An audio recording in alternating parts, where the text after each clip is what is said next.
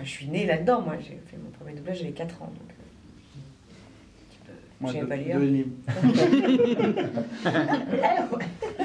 Eh ouais. Et je savais lire. 4 langues. Ouais, j'ai eu la chance de grandir avec un papa qui faisait toutes les voix de mes dessins animés préférés, donc je me la pétais. C'était Inspecteur Quentin dans Cat Size, et là c'est toutes les voix des Simpsons, donc en plus il fait partie des gens qui ont réussi dans ce métier. Donc quand il me racontait une histoire, moi j'avais toutes les voix. J'avais le conteur, et puis après il faisait le lapin, l'escargot, le machin, donc j'ai baigné dans cet univers-là.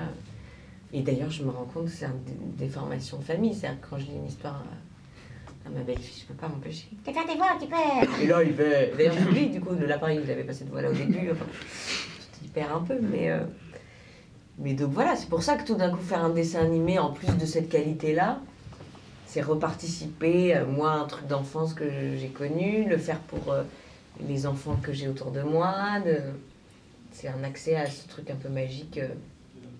Ben moi, c'est ma voix, c'est ma voix masculine, un peu comme Garou. Non. Et Garou prend une voix un petit peu comme ça d'ailleurs. Ouais, je vais demander.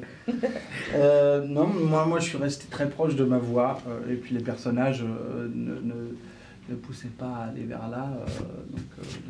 Oui, on aurait fait la limace et l'escargot. On aurait eu envie de. Non, c'est vrai, ça dépend aussi. Moi non plus, j'ai un peu éclairci.